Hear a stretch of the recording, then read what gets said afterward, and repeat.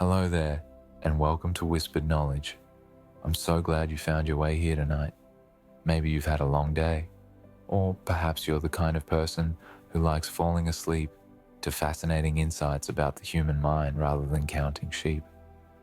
Either way, this journey is for you. You've got nothing to do but rest.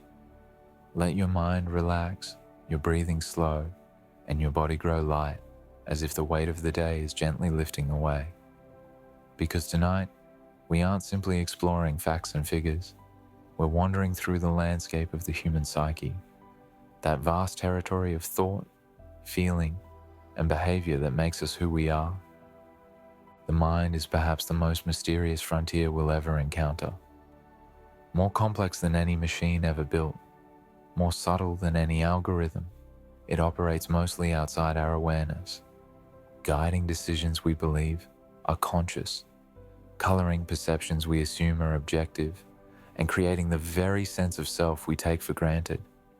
Over the next couple of hours, we'll explore 100 fascinating facts about psychology, each one a small window into the hidden architecture of human experience.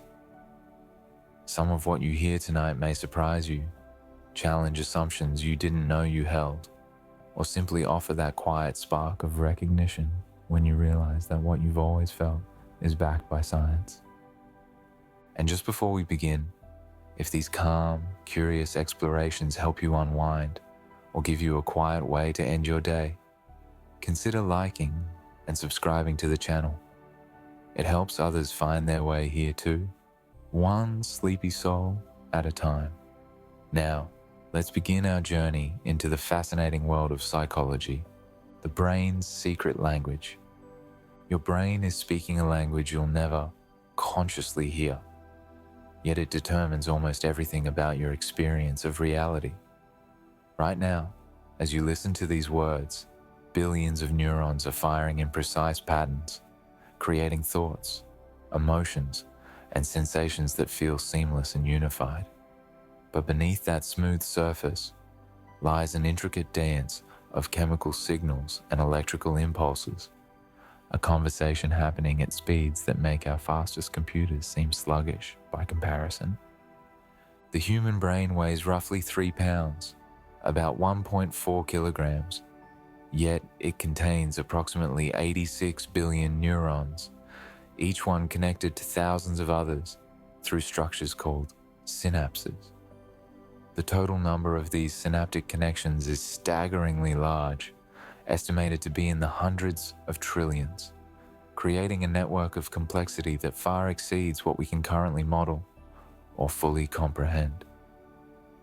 This vast network creates what you experience as consciousness, that mysterious quality of awareness that makes you not just an information processor, but a being who experiences what it's like to be you.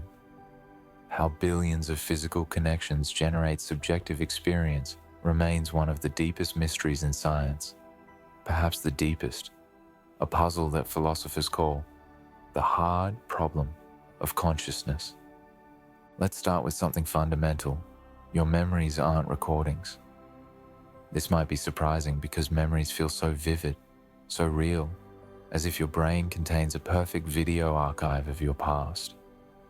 But research has shown that every time you recall a memory, you're actually reconstructing it. Your brain pieces together fragments of information, filling in gaps with assumptions, expectations, and even details from other memories. This is why eyewitness testimony, once considered the gold standard of legal evidence, is now understood to be remarkably unreliable.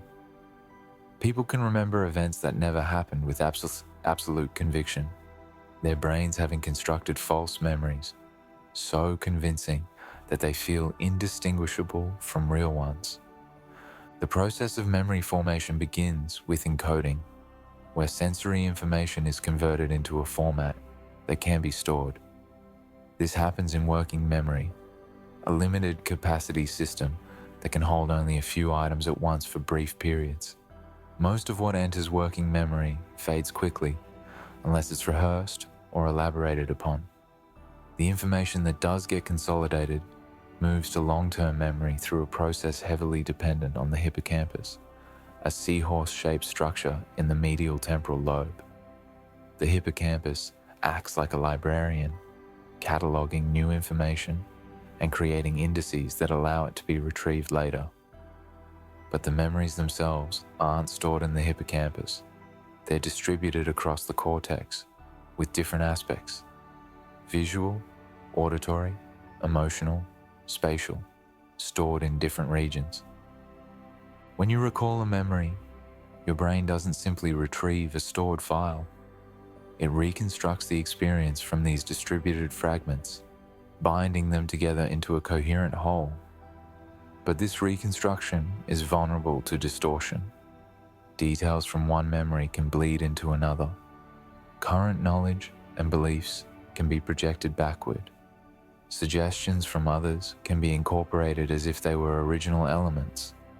This is how false memories are created, not through deliberate fabrication, but through the normal, imperfect process of reconstruction.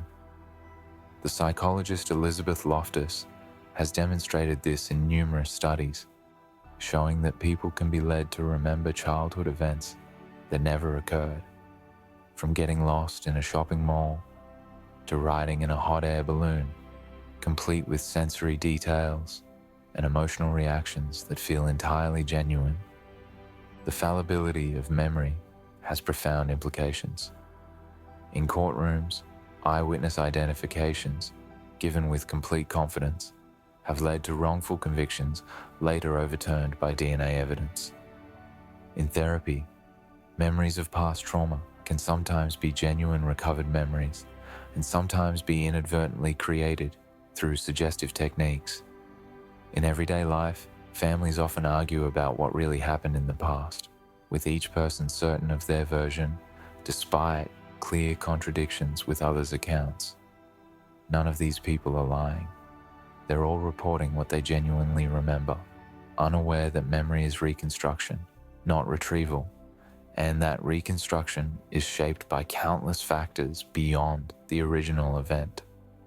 The architect of many of your memories is a small, almond-shaped structure deep in your brain called the amygdala. This ancient piece of neural hardware is primarily concerned with emotions, particularly fear and threat detection.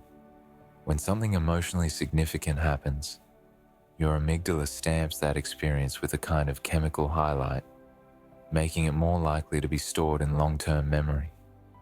This is why you can probably remember exactly where you were during major emotional events, yet struggle to recall what you had for lunch 3 days ago. Your brain prioritizes emotional memories because, from an evolutionary perspective, remembering dangerous situations was crucial for survival.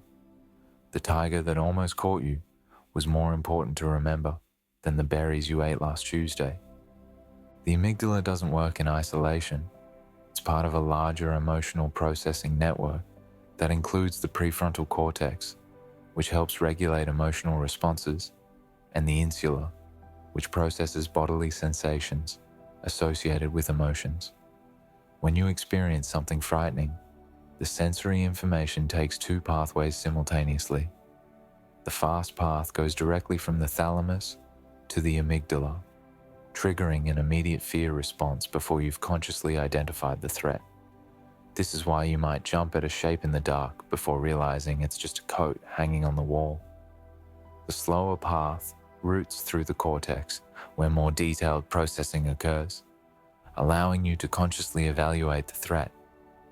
By the time you realize there's no danger, your body has already reacted, heart pounding, muscles tensed, ready to run or fight. This two-pathway system evolved because speed matters when faced with genuine threats. Better to jump at 100 false alarms than to fail to react once to a real danger. But in modern life, where genuine physical threats are rare, this hair trigger system can cause problems. The amygdala can't distinguish between actual danger and social threats, financial stress, or anxious rumination about the future. It responds to all of these as if they were immediate physical dangers, activating the stress response even when there's nothing to fight or flee from. This is part of why anxiety disorders are so common and so distressing. Your body is repeatedly activated for emergencies that never come, leaving you chronically tense and exhausted. But emotions don't just help form memories, they fundamentally shape how you learn. When you're in a positive emotional state, curious and engaged rather than anxious or threatened, your brain is actually more capable of forming new neural connections. The hippocampus, which converts short-term perceptions into long-term memories, works more efficiently when you're relaxed and interested. This is why the best teachers don't just transmit information. They create emotional environments where learning feels safe, engaging, and even joyful. When students are stressed or afraid, their brains shift into a kind of defensive mode, and the higher order thinking required for deep learning becomes much more difficult. This brings us to one of the most revolutionary discoveries in neuroscience: neuroplasticity. For most of modern history, scientists believed that the adult brain was essentially fixed, that you were born with all the neurons you'd ever have, and the connections between them were more or less set after childhood. But we now know this is spectacularly wrong. Your brain is constantly rewiring itself in response to experience. Every time you learn something new, practice a skill, or even just think in new ways, you're physically changing the structure of your brain. Neurons that fire together wire together, forming stronger connections with each repetition. This means that change is not just possible, but inevitable. Your brain at this moment is different from your brain yesterday, and different from what it will be tomorrow. One of the most important factors in this process of learning and memory consolidation happens when you're unconscious, during sleep. While you sleep, your brain is anything but idle. It's replaying the patterns of neural activity from your day, strengthening important connections and pruning away unnecessary ones. During deep sleep, the brain essentially replays lessons learned over and over, cementing them into long-term memory. This is why sleep deprivation is so devastating for learning. When you don't get enough sleep, you're not just tired. You're actively interfering with your brain's ability to convert experiences into lasting knowledge. Students who pull all-nighters to study are actually undermining the very thing they're trying to achieve, as the information they're cramming has no opportunity to be properly consolidated. The brain's memory systems are also surprisingly specialized. You have different types of memory housed in different regions.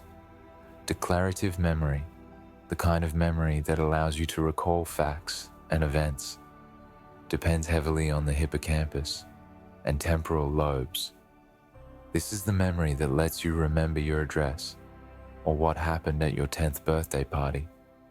But there's also procedural memory, which is stored in the basal ganglia and cerebellum. This is the memory of how to do things, like riding a bicycle or playing a musical instrument. Remarkably, these two systems can operate independently.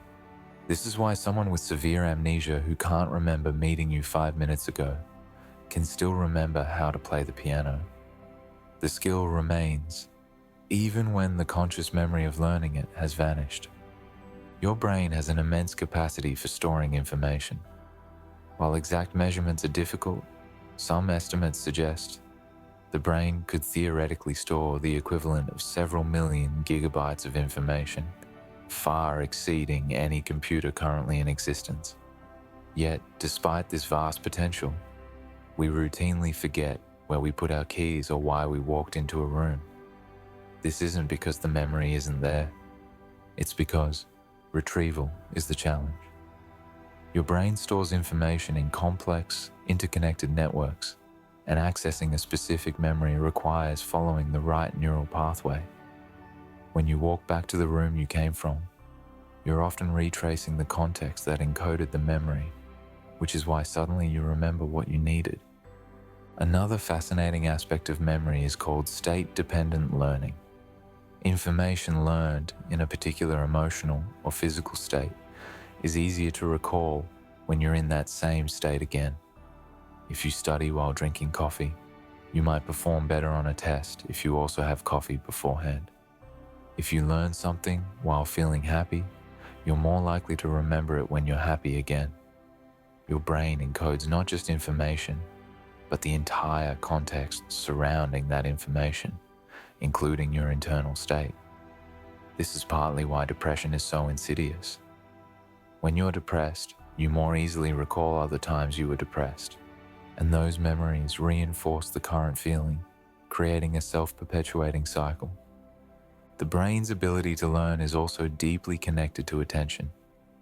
You can only deeply process a few things at once, despite what you might think about your multitasking abilities.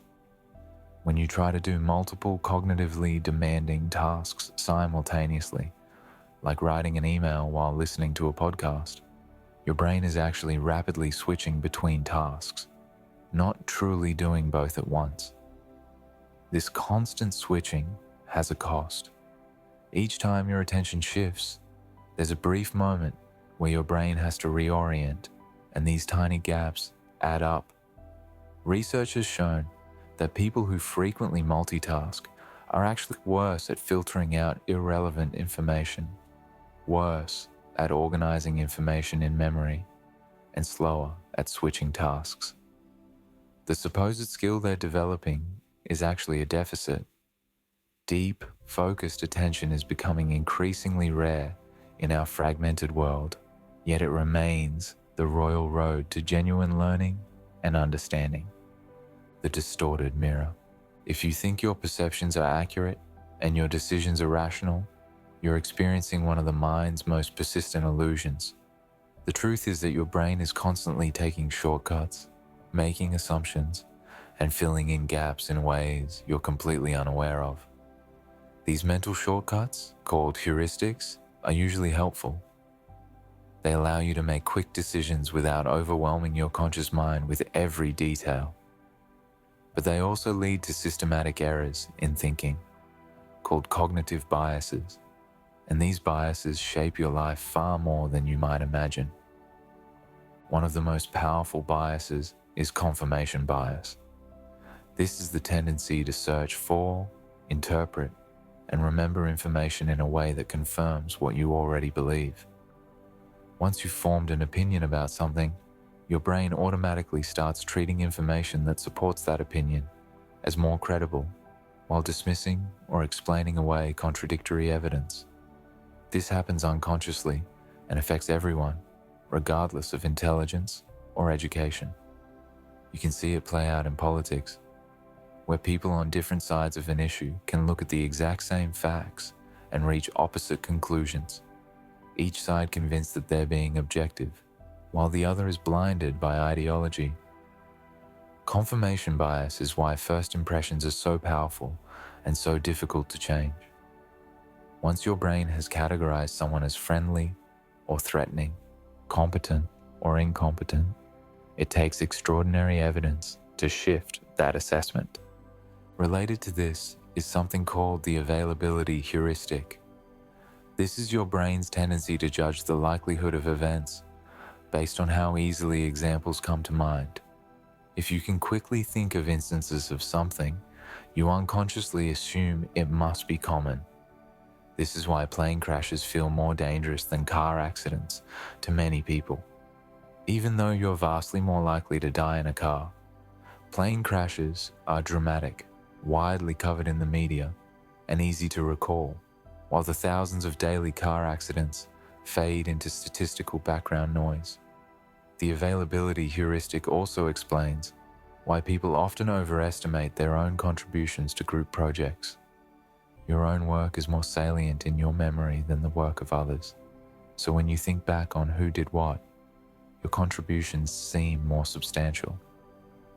Another fascinating bias is anchoring. This is the tendency to rely too heavily on the first piece of information you receive. If you're shopping for a car and the first one you see is priced at $50,000, that number becomes an anchor in your mind. Even if you then see cars for $30,000, they seem like a bargain, even though you might have been willing to spend only $20,000 before you saw that first car. Negotiators use this strategically, making an extreme first offer to set an anchor that shapes all subsequent discussion. The remarkable thing about anchoring is that it works even when the anchor is completely arbitrary and unrelated to the decision at hand. In experiments, researchers have asked people to write down the last 2 digits of their social security number, then bid on items in an auction. Astonishingly, people with higher numbers in their social security digits bid significantly more than those with lower numbers. A completely random number, which everyone knew was irrelevant, still influenced their decisions. The sunk cost fallacy is another common error that can lead to poor decision making. This is the tendency to continue investing in something simply because you've already invested resources into it, even when continuing is clearly not the best choice. You stay in a bad relationship because you've already spent 5 years in it. You watch a terrible movie to the end because you paid for the ticket. You finish a meal you're no longer hungry for because you paid for it. From a rational perspective, the money or time already spent is gone and shouldn't influence future choices. But psychologically, we feel a powerful pull to justify our past investments, even when doing so means throwing good resources after bad. This affects everything from personal finances to national policy, where governments continue funding failing projects because of the vast sums already spent, unwilling to admit that those resources are lost regardless of what happens next. Your memory itself is riddled with biases. There's the consistency bias, where you tend to remember your past attitudes and behaviors as being more similar to your current ones than they actually were. This gives you an illusion of stable identity over time. There's the recency effect, where you remember things that happened most recently more clearly than things in the middle of a sequence. There's the peak end rule, where your memory of an experience is dominated by the most intense moment and the final moment, while the duration of the experience matters surprisingly little. This is why a 3-week vacation can feel barely longer in memory than a 1-week vacation, and why a painful medical procedure is remembered as worse if it ends with intense pain, even if the procedure that ended with mild pain was longer overall. Perhaps most troubling is the bias blind spot, the tendency to recognize biases in others while being blind to your own. When you make a decision, it feels like it's based on objective reasoning. When someone else makes a different decision, you can easily spot how their biases influence them. This creates a perverse situation where learning about cognitive biases doesn't necessarily make you less biased. Instead, it can make you more confident that you're thinking clearly while everyone else is falling for mental traps. True intellectual humility requires acknowledging that your thinking is just as vulnerable to these distortions as anyone else's. False memories are another sobering reminder of the brain's unreliability. Researchers can create false memories in people with surprising ease. By simply suggesting that something happened in childhood and asking people to imagine it, a significant percentage of people will later remember the event with vivid detail. These aren't lies or fantasies. The person genuinely believes the memory is real because their brain has constructed it with all the qualities of a genuine memory. This has profound implications for everything from therapy, where recovered memories might be unconsciously created rather than truly recovered, to legal proceedings, where confident testimony might reflect false memories planted by suggestive questioning. The hindsight bias makes you believe, after an event has occurred, that you would have predicted it. As soon as you know what happened, your brain unconsciously reframes your prior understanding to make the outcome seem obvious and inevitable. This is the "I knew it all along" phenomenon. It makes it very difficult to learn from mistakes because you can't accurately recall what you actually thought before you had the benefit of hindsight. It also leads to harsh judgments of others who make decisions that, with the benefit of hindsight, seem obviously wrong, even though those decisions might have been perfectly reasonable given the information available at the time. Mental shortcuts also affect how you process probability and risk. You tend to be risk-averse with potential gains, but risk-seeking with potential losses. Would you rather have a guaranteed gain of $50 or a 50% chance of gaining $100? Most people choose the sure thing. But would you rather lose $50 for certain or have a 50% chance of losing $100? Most people take the gamble. Logically, these scenarios are equivalent, but psychologically they feel very different. The pain of loss tends to be roughly twice as powerful as the pleasure of equivalent gain, a phenomenon called loss aversion, though the exact ratio can vary depending on the context and what's being evaluated. This shapes everything from investment decisions to negotiation strategies to how organizations frame policy proposals. All of these biases and heuristics reveal something profound about human nature. Your experience of the world is not a direct perception of objective reality. It's a constructed model, built by a brain that's constantly making assumptions, filling in gaps, and simplifying complexity. Most of the time, this works remarkably well. Your brain's shortcuts allow you to navigate a complex world without being paralyzed by information overload. But being aware of these mental patterns, approaching your own conclusions with humility, and actively seeking out information that challenges your beliefs can help you think more clearly. Not perfectly, never perfectly, but better. And in a world of increasing complexity, that improvement matters more than ever. The social animal. Humans are not meant to be alone. This isn't just a poetic sentiment or a cultural value. It's a deep biological truth woven into the very architecture of your brain. From the moment of birth, your survival depends on connection to others, and that dependency shapes your psychology in ways that echo throughout your entire life. The quality of your relationships, particularly your earliest ones, influences everything from your physical health to your ability to regulate emotions to how you form bonds with others as an adult. This reality is captured in attachment theory, one of the most influential frameworks in psychology. Developed by British psychiatrist John Bowlby and refined by psychologist Mary Ainsworth, attachment theory proposes that infants are biologically programmed to form bonds with caregivers to ensure survival. But more than that, the nature of these early bonds, whether they're secure, anxious, or avoidant, creates a kind of template or internal working model for future relationships. If your caregivers were consistently responsive and available, you likely developed what's called a secure attachment style. You learned that others are trustworthy, that expressing needs leads to having them met, and that the world is fundamentally safe.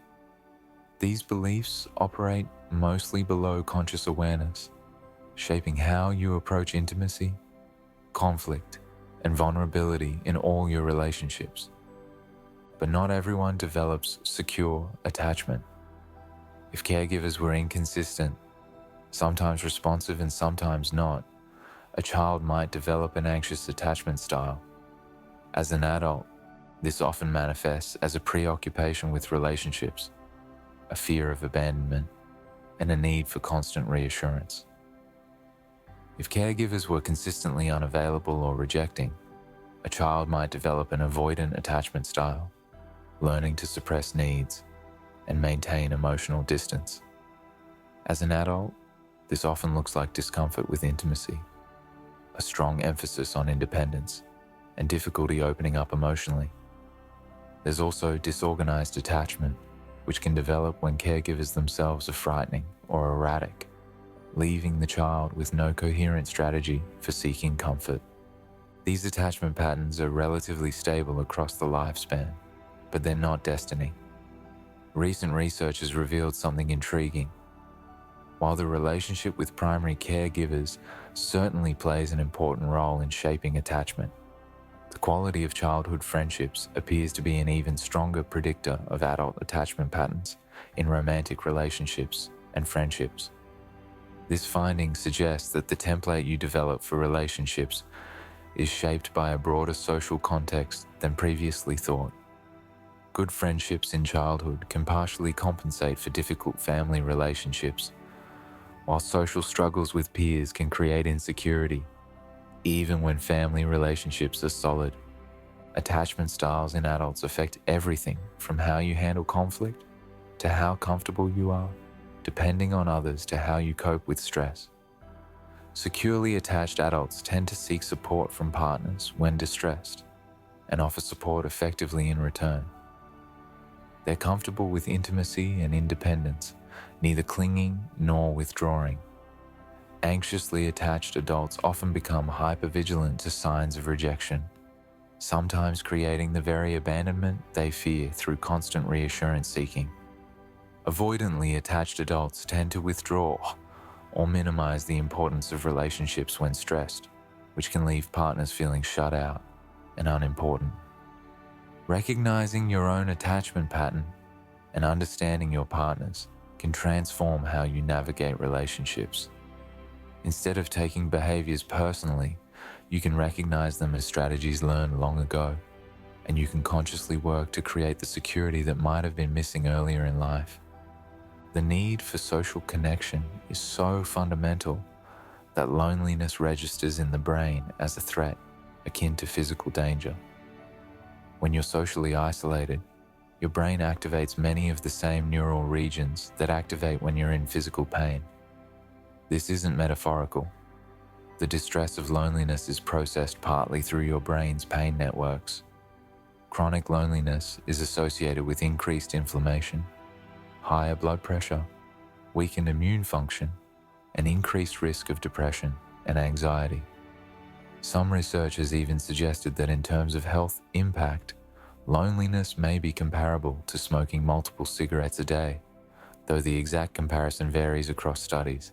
Human beings are not designed to be solitary creatures. The idea of the rugged individual, completely self-sufficient and needing no one, is a myth that contradicts our basic biology. Conversely, strong social connections are among the most powerful predictors of health and happiness. People with robust social networks live longer, recover from illness faster, experience less cognitive decline with age, and report higher life satisfaction. The quality of these connections matters more than the quantity. Having a few close, meaningful relationships where you feel seen, understood, and valued is far more beneficial than having many superficial acquaintances. This is partly why social media can be so unsatisfying. It provides the illusion of connection without the depth of true intimacy.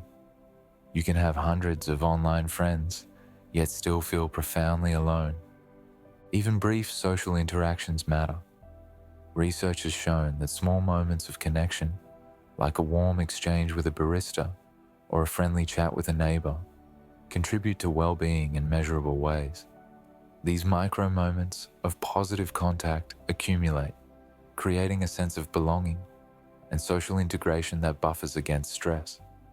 In our increasingly isolated modern world, where many people live alone, work remotely, and interact primarily through screens, intentionally creating these small, social moments becomes even more important. Your relationships also shape how you see yourself. The psychologist Charles Cooley described this as the looking glass self. Your sense of who you are is largely constructed from how you think others perceive you. From early childhood, you internalize the responses of people around you, and these internalized voices become part of your inner dialogue. If you grew up hearing that you are capable and valued, you likely carry that assessment into adulthood. If you were criticized or neglected, you might have internalized a sense of inadequacy that persists even when external circumstances change. This is why relationships have such power to hurt or heal. A supportive partner, friend, or therapist can help you develop a kinder, more accurate self-perception, while toxic relationships can reinforce negative self-concepts. The phenomenon of emotional contagion shows just how interconnected we are with others. Emotions are contagious. When you spend time with someone who's anxious, you're likely to feel more anxious yourself. When you're around someone joyful, their mood can lift yours. This happens through both conscious and unconscious channels. You automatically mimic the facial expressions and body language of people you're interacting with, and this mimicry feeds back into your own emotional state.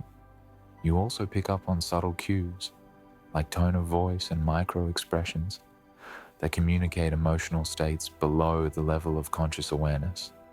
This is part of why the emotional climate of a home, workplace, or community is so important. Emotions don't stay contained within individuals. They spread through social networks, like ripples through water, affecting the well-being of everyone in the system. All of this points to a simple but profound truth. You are not an island.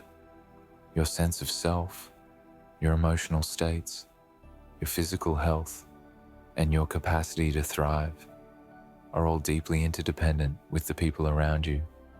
Investing in relationships, being present and attentive with others, offering and accepting support. These aren't luxuries or nice-to-haves. They're fundamental to human well-being. And in recognizing your own need for connection, you can extend more compassion to others who are struggling, understanding that beneath the surface, everyone is navigating the same fundamental challenge: how to be alone together, how to maintain a sense of self while remaining open to others, how to love and be loved in a world that doesn't always make that easy. The architecture of self. Who are you?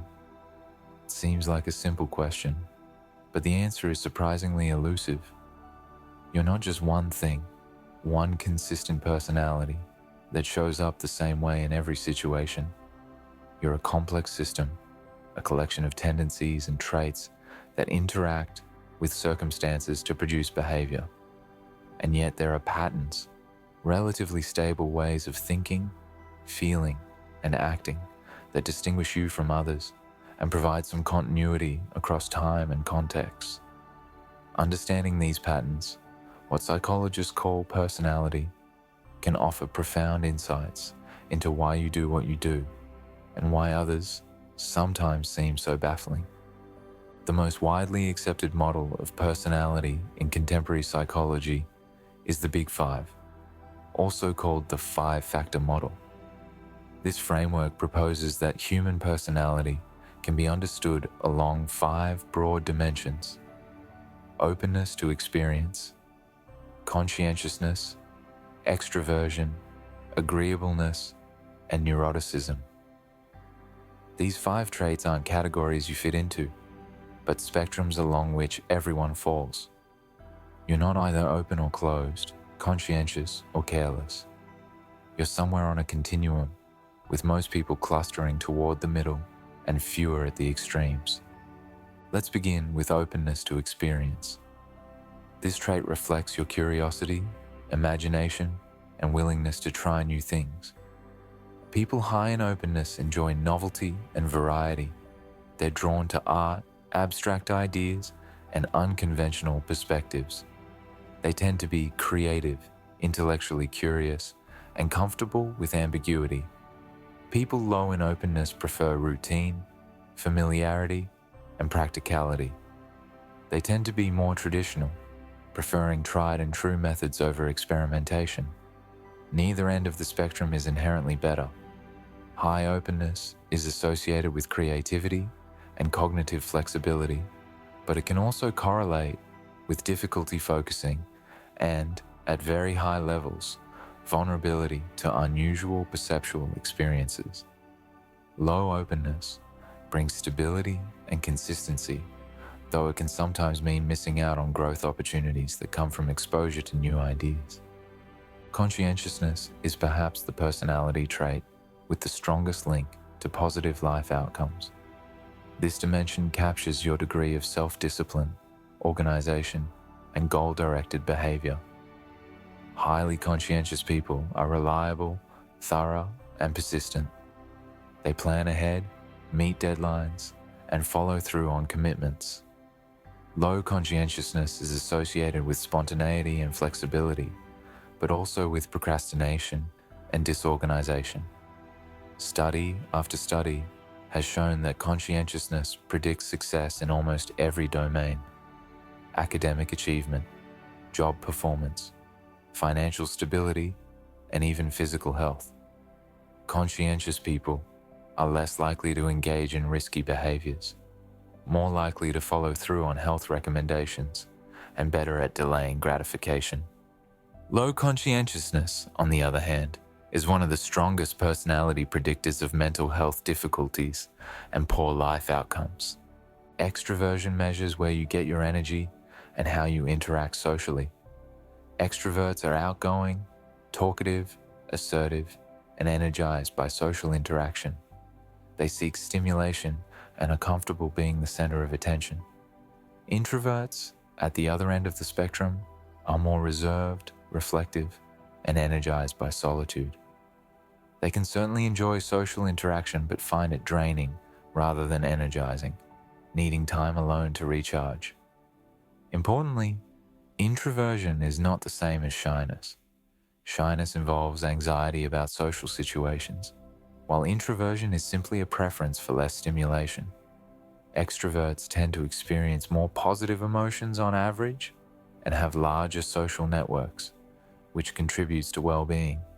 But introverts often have deeper, more meaningful one-on-one connections and excel in contexts requiring focused attention and reflection. Agreeableness reflects how you approach relationships with others. Highly agreeable people are compassionate, cooperative, and concerned with social harmony.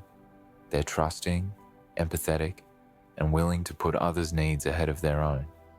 Low agreeableness is associated with being more skeptical, competitive, and direct. Neither extreme is ideal in all situations. High agreeableness facilitates cooperation and makes you well liked, but it can also lead to being taken advantage of or avoiding necessary conflict. Low agreeableness can make someone a tough negotiator and an effective advocate for their own interests, but it can damage relationships and create unnecessary antagonism. Finding the right balance, or knowing when to dial your natural tendencies up or down, is part of social intelligence. Neuroticism, the fifth dimension, measures emotional stability versus emotional volatility. High neuroticism means you tend to experience negative emotions like anxiety, anger, and sadness more frequently and intensely. You're more likely to perceive situations as threatening and to have difficulty bouncing back from stress. Low neuroticism, often called emotional stability, means you're generally calm, even-tempered, and resilient in the face of difficulty. Research has consistently shown that neuroticism is one of the personality traits most strongly linked to mental health problems. High neuroticism significantly increases the risk of developing depression, anxiety disorders, and other psychological difficulties. This doesn't mean high neuroticism is a disorder itself, but it represents a vulnerability. People high in neuroticism can certainly thrive, especially if they develop strong coping strategies and have good social support. But they face particular challenges in managing emotional well-being. What's remarkable about the Big Five is how stable these traits are across time and cultures. Your personality in early adulthood is a fairly good predictor of your personality decades later. While some change does occur, particularly increases in agreeableness and conscientiousness and decreases in neuroticism as people age, the rank order tends to stay consistent. If you're more introverted than most people at 20, You'll likely still be more introverted than most at 60, even if you become somewhat more comfortable with social situations over time. This stability also holds across cultures. Despite vast differences in language, customs, and social norms, the Big Five structure emerges in population after population around the world. This suggests these dimensions capture something fundamental about human nature, not just cultural artifacts. But personality is also somewhat flexible. While your baseline tendencies are relatively stable, your actual behavior in any given moment depends on the interaction between your personality and the situation. You might be generally introverted, but comfortable and outgoing at a close friend's small dinner party. You might be generally agreeable, but assertive when negotiating a salary. You can also work to shift your personality over time through intentional effort.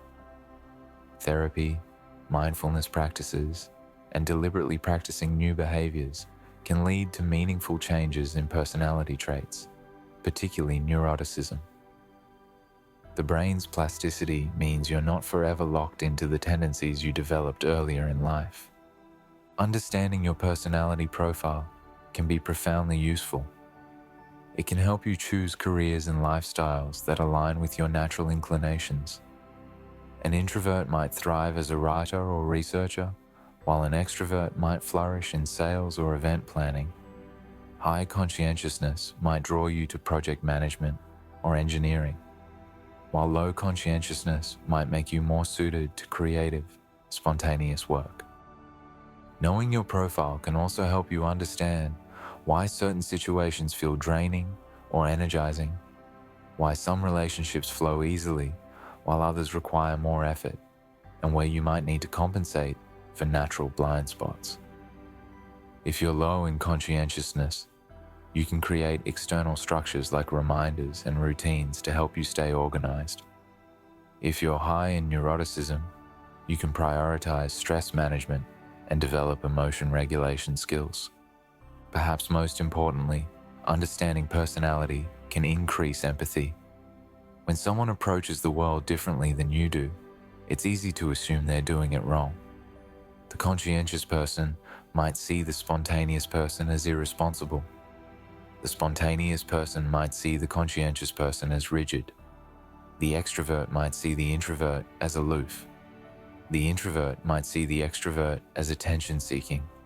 But these are just different ways of being, different patterns that emerge from the interaction of genes and experience. None is objectively superior. Recognizing that others aren't failing to be like you, but rather expressing their own natural inclinations, can transform frustration into understanding. And understanding, in turn, is the foundation of all healthy relationships, whether intimate partnerships, friendships, or professional collaborations.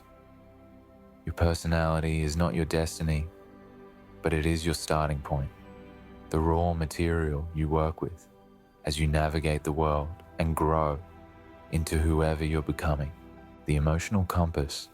If you've ever tried to make an important decision purely through logic, ignoring your feelings, you've probably discovered how difficult, maybe even impossible, that is. The truth is that emotions and reasoning are not separate systems, one primitive and one advanced, one to be overcome and one to be cultivated. They're deeply intertwined, and emotions play an absolutely crucial role in making good decisions, not despite being irrational, but precisely because they encode important information that pure logic can't capture. Consider the famous case of Phineas Gage, a railroad worker who survived a horrific accident in which an iron rod was driven through his skull, destroying much of his frontal cortex. Gage lived, but his personality changed dramatically. Before the accident, he was responsible and well-liked. After, he became impulsive, socially inappropriate, and unable to make effective decisions. What changed wasn't his ability to reason logically. In fact, his basic cognitive abilities remained intact. What changed was his emotional processing. Without the ability to generate appropriate emotional responses to potential outcomes, he couldn't effectively evaluate choices. He would spend hours deliberating over trivial decisions, unable to settle on an answer, or he would make obviously poor choices that any emotionally intact person would immediately recognize as unwise. This insight has been confirmed by research on people with damage to the ventromedial prefrontal cortex, a brain region crucial for integrating emotion and reasoning. These individuals can reason through hypothetical scenarios perfectly well. They can articulate the logical steps of a decision and predict outcomes. But when faced with real choices in their own lives, they struggle enormously. They lack the emotional, somatic markers that guide most people toward better options. As neuroscientist Antonio Damasio describes, emotions are not a luxury or a distraction from good thinking. They're an essential component of it. Most of your decisions begin emotionally before logic rationalizes them. You meet someone and immediately feel either drawn to them or uncomfortable around them. Only later do you generate reasons for that feeling. They seemed friendly, or something about them felt off. You're presented with a job opportunity and feel excited or anxious. Then you list pros and cons to justify the feeling you already have. This doesn't mean emotions are always right. They can be triggered by irrelevant factors, biased by past experiences that don't apply to the current situation, or simply off base. But they're rarely meaningless noise. They're your brain's way of quickly assessing situations based on vast amounts of information, including subtle cues you're not consciously processing. Learning to listen to your emotions while also examining them critically is one of the most valuable skills you can develop. Emotions are also contagious in ways that shape the emotional climate of any group. If you've ever walked into a room and immediately sensed tension, even though no one was speaking, you've experienced this. You automatically pick up on others' emotional states through facial expressions, body language, tone of voice, and even more subtle cues like breathing patterns and posture. And this perception isn't passive. When you perceive someone else's emotion, you tend to unconsciously mimic it, both in terms of facial expression and internal state. This is called emotional contagion, and it happens faster than conscious thought. Within milliseconds of seeing an angry face, your own facial muscles begin to tense in a similar expression, and this feeds back into your brain, actually generating a bit of anger. This is why teachers' enthusiasm or stress is so infectious in classrooms, why a leader's anxiety or confidence ripples through an entire organization, why spending time with chronically negative people can drain your own mood, while time with genuinely joyful people lifts you up. You're not just in the presence of others' emotions, you're absorbing them, your nervous system's becoming synchronized in a kind of emotional dance. Being aware of this can help you be more intentional about whose emotional influence you allow into your life and about the emotional tone you're broadcasting to others. The physical body is also deeply involved in emotion in ways that defy the common assumption that emotions are purely mental phenomena. When you're anxious, your heart rate increases, your breathing becomes shallow, your muscles tense. These aren't just symptoms of anxiety. They're part of what anxiety is. Your brain monitors these bodily states and uses them to construct your emotional experience. This is why practices that change your physiology, like deep breathing, progressive muscle relaxation, or even just adopting an upright posture, can actually shift your emotional state. You're not just faking confidence by standing tall. You're providing your brain with different bodily signals to interpret, and those signals influence the emotional experience you generate. Positive emotions have particularly powerful effects on learning and creativity. When you're happy, curious, or interested, your attention broadens. You notice more details, make more unusual connections, and think more flexibly. This is sometimes called broaden and build theory. Positive emotions broaden your awareness and build your intellectual and social resources. Negative emotions do the opposite. They narrow your focus, which can be useful when there's a specific threat to respond to, but which limits creative thinking and problem solving. This is why trying to force learning when you're anxious or depressed is so difficult. Your brain is literally in a different mode, less receptive to new information and more focused on managing the perceived threat. Chronic stress and negative emotions also take a serious toll on physical health. The connection between mind and body isn't metaphorical.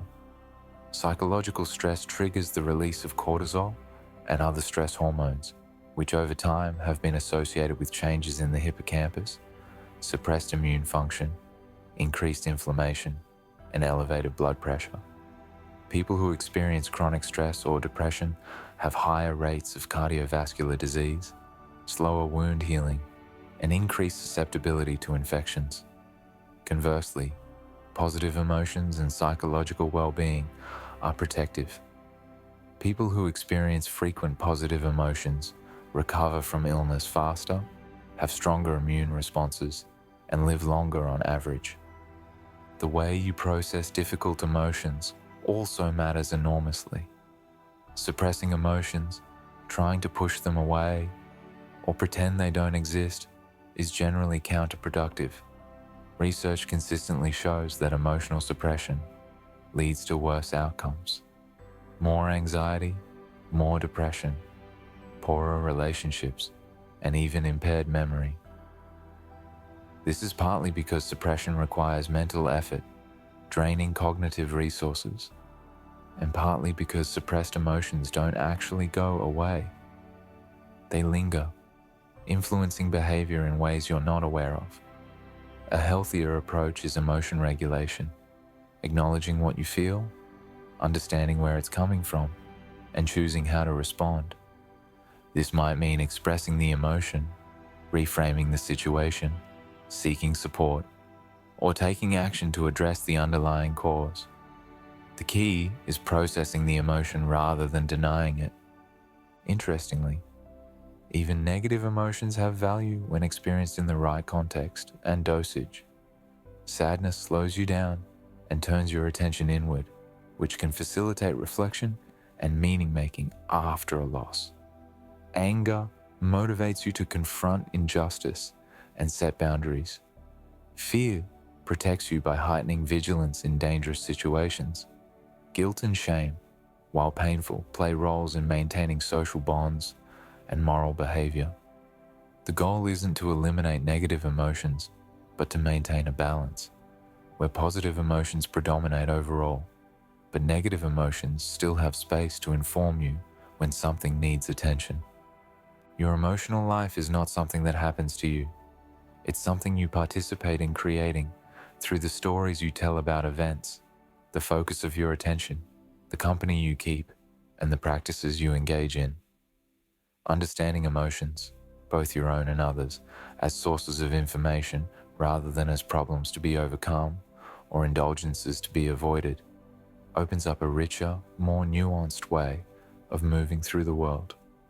Emotions are your compass, not infallible, but invaluable, guiding you toward what matters and away from what threatens, helping you connect with others and make sense of your experience. Respecting that compass, learning its language, is part of what it means to live wisely. The hidden patterns.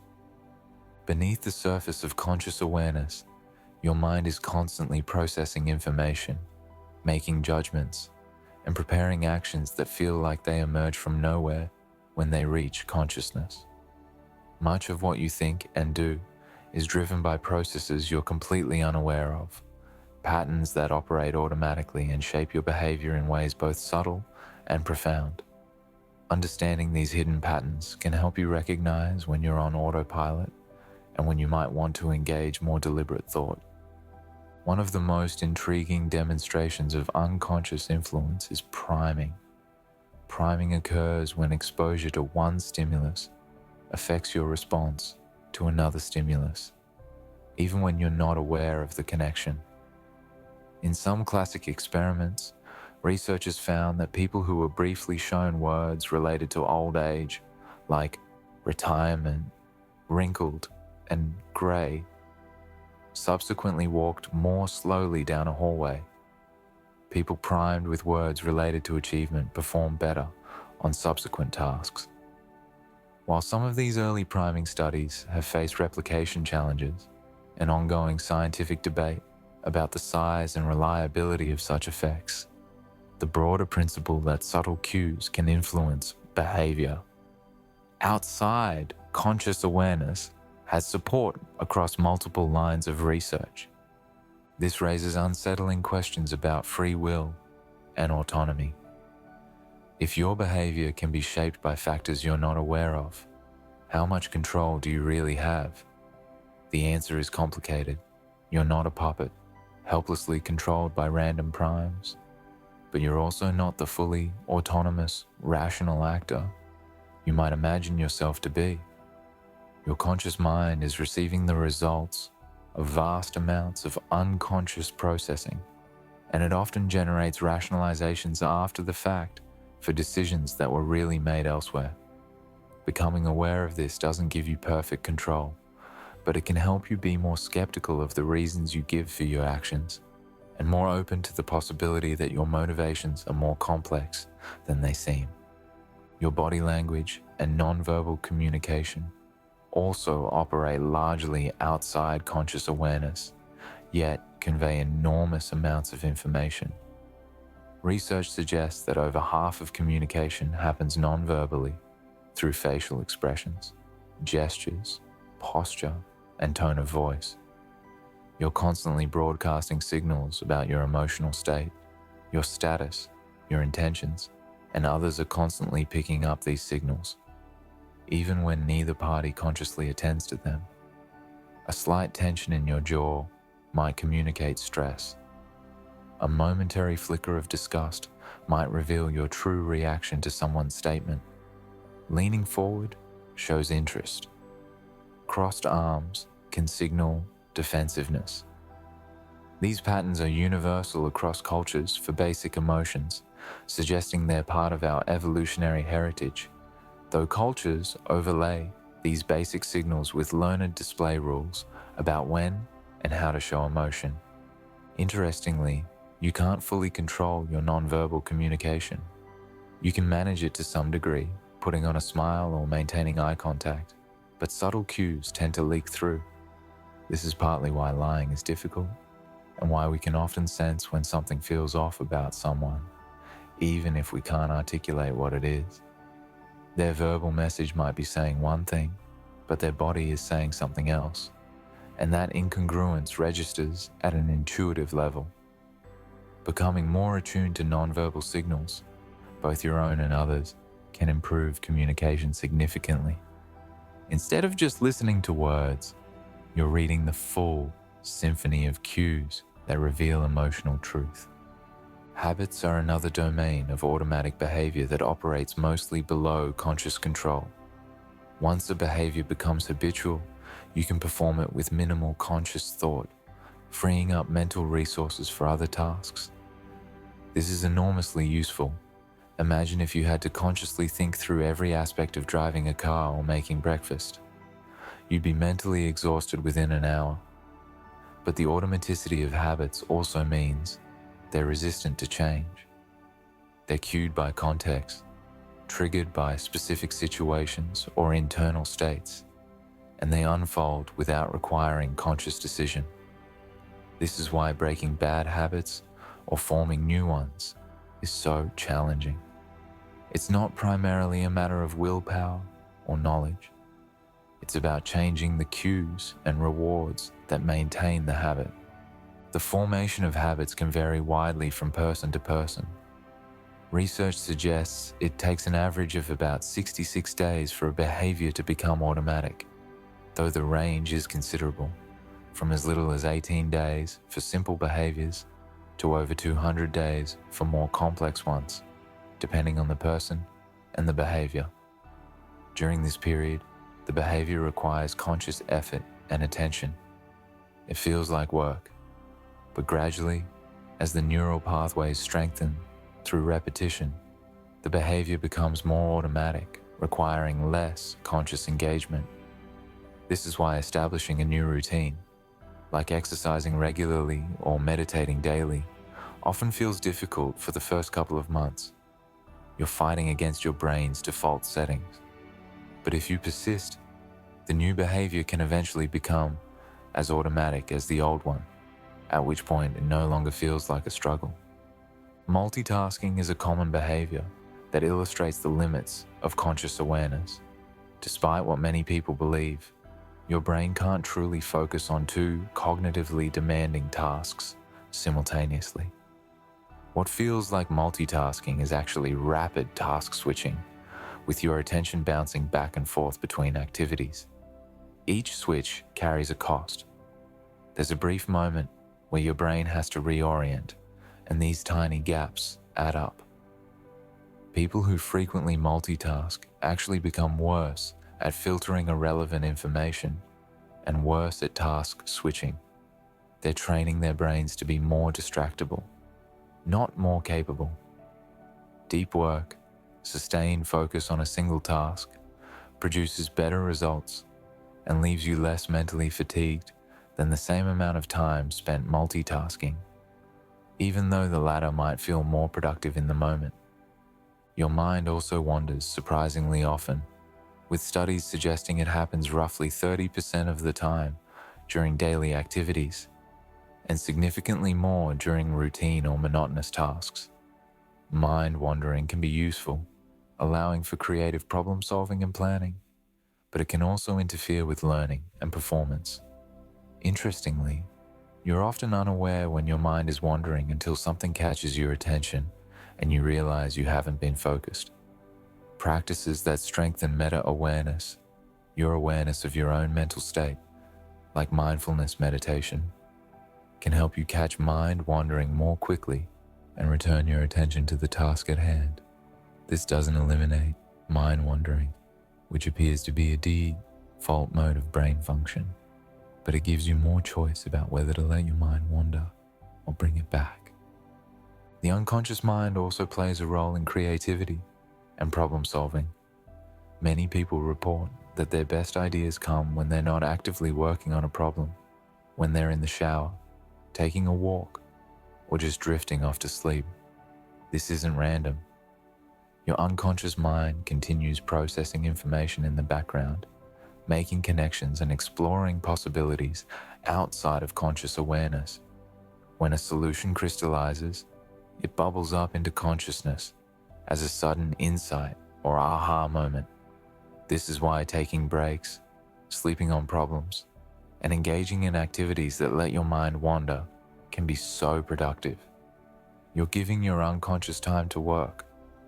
All of these hidden patterns, from priming to nonverbal communication, to habits, to mind wandering, reveal a mind that's far more active and complex than conscious experience suggests. You're not a disembodied rational intellect making deliberate choices moment by moment. You're an embodied organism whose brain is constantly processing information, generating responses, and constructing a story of selfhood that feels seamless and coherent, even though it's really a rough summary of vastly complex underlying activity. Recognizing this can be humbling, reminding you that you're not as in control as you feel, but it can also be empowering, opening up new strategies for change and growth that work with your brain's natural processes rather than against them. The social mirror. You are shaped by others in ways that go far beyond obvious influences like parenting or peer pressure. Every social interaction, every observation of another person, every comparison you make is subtly sculpting your thoughts, feelings, and behaviors. You're not a fixed self moving through a social world. You're a self that's constantly being constructed through social relationships. Understanding these social influences can help you navigate the world with more awareness and perhaps more freedom. Consider first impressions, which form with remarkable speed. Research suggests that people form initial judgments about others within just a few seconds of meeting them, some studies pointing to as little as 7 seconds. These snap judgments are based on limited information, facial features, clothing, body language, tone of voice, yet they carry enormous weight. People use these first impressions to categorize others as friendly or threatening, competent or incompetent, trustworthy or suspicious. And these categorizations then influence all subsequent interactions. If you've decided someone is competent, you interpret ambiguous behaviors as signs of competence. If you've decided they're incompetent, you interpret the same behaviors differently. This is related to the halo effect, a cognitive bias where your overall impression of a person influences how you interpret specific traits. If you find someone physically attractive, you're more likely to also perceive them as intelligent, kind, and capable. This happens automatically, below conscious awareness, and it affects everything from hiring decisions to jury verdicts. The reverse also occurs. If you dislike someone, you're more likely to interpret their actions negatively, even when those actions are neutral or even positive. Their joke is seen as mean-spirited, their confidence as arrogance, their quietness as aloofness. The initial impression creates a lens through which all later information is filtered. Another powerful social influence is the fundamental attribution error. This is the tendency to explain others' behavior in terms of their personality traits, while explaining your own behavior in terms of situational factors. If someone cuts you off in traffic, you assume they're a reckless jerk. If you cut someone off, it's because you're late for an important appointment and didn't see them. This asymmetry happens because you have access to your own internal states and contextual pressures, but you can only observe others' behavior. Their actions seem to reveal their character, while your actions feel driven by circumstances. This bias can create serious misunderstandings and conflicts, as each person sees themselves as reasonable and the other as flawed. Social proof, the tendency to look to others' behavior to guide your own, is another profound influence. If everyone around you is doing something, it seems like the right thing to do. This can be helpful, allowing you to learn social norms and avoid mistakes, but it can also lead to conformity even when the crowd is wrong. In classic experiments by Solomon Asch, participants were asked to judge the length of lines, a task with an obvious correct answer. But when Confederates in the study deliberately gave wrong answers, a significant percentage of real participants went along with the group, doubting their own perception rather than disagreeing publicly. The pressure to conform, even in the face of clear evidence that the group is mistaken, is surprisingly strong. Authority also shapes behavior in ways that can be disturbing. Stanley Milgram's obedience experiments from the 1960s demonstrated that ordinary people, when instructed by an authority figure, would administer what they believed were increasingly painful electric shocks to another person. A significant majority of participants continued following orders, even when the person being shocked appeared to be in distress. Many participants showed signs of extreme discomfort themselves, sweating and trembling, yet they obeyed. While these findings have been debated and the methodology questioned over the decades, the basic insight remains. Authority can compel behavior that conflicts with personal values, and this susceptibility affects far more people than we'd like to believe. This doesn't excuse harmful actions, but it should inspire humility about how you might behave in similar circumstances. Stereotype threat is another way social context shapes performance. This occurs when awareness of a negative stereotype about a group you belong to affects your performance in ways that confirm the stereotype. For example, when women are reminded of the stereotype that men are better at math before taking a math test, They tend to perform worse than women who weren't reminded of the stereotype. When the stereotype isn't activated, their performance is equivalent. The same pattern occurs with racial stereotypes and academic performance. The anxiety and cognitive load created by worrying about confirming the stereotype actually impairs performance, creating a self-fulfilling prophecy. This has serious implications for education and workplace equity. Simply being aware of stereotypes can handicap performance, while contexts that minimize stereotype activation can allow people to perform at their true ability. Even subtle cues about social status and power influence behavior. People with more power in a social hierarchy tend to show less empathy and poorer ability to read others' emotional states. This isn't because powerful people are inherently less empathetic, but because power changes attention and priorities. When you have power, you're less dependent on others and less motivated to carefully attend to their needs and perspectives. This can lead to unethical behavior because you're less sensitive to how your actions affect others.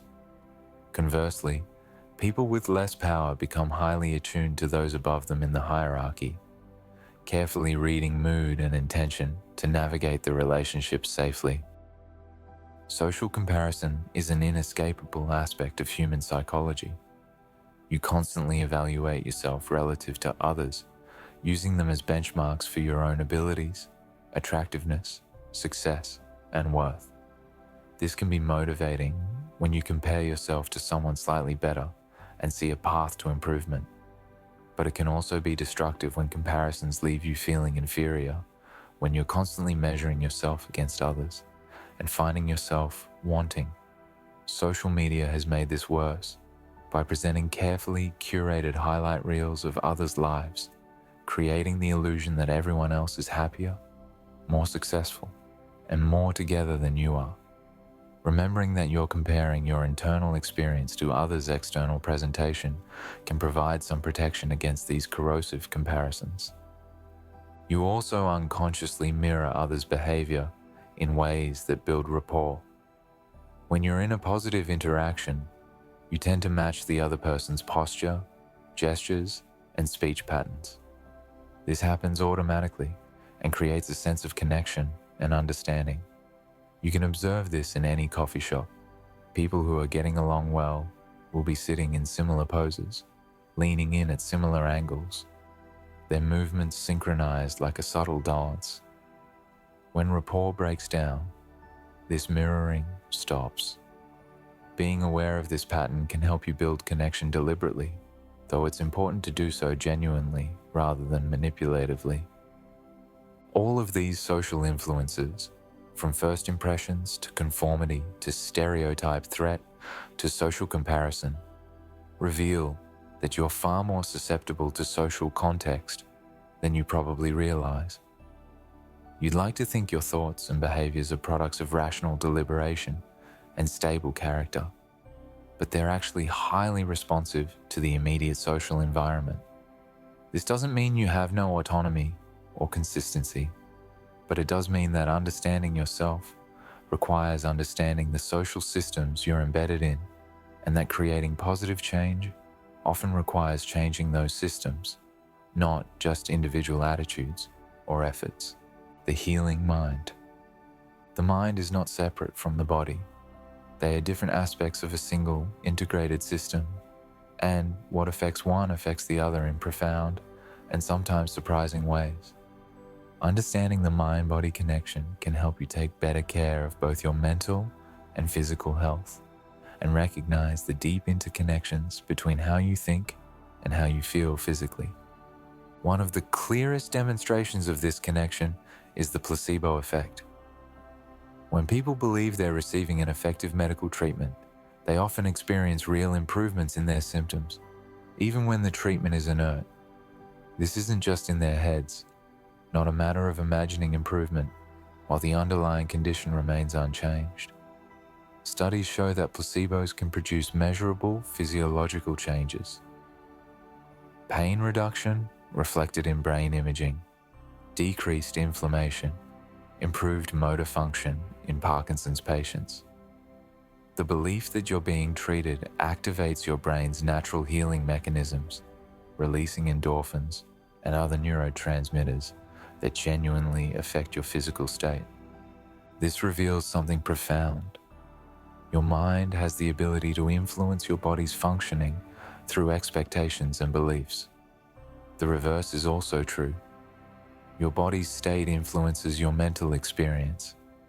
When you're ill, you're more likely to feel depressed or anxious, not just because illness is unpleasant, but because inflammatory signals from your immune system directly affect brain function. When you exercise, you're not just improving cardiovascular health, you're triggering the release of endorphins and other neurochemicals that enhance mood and reduce anxiety.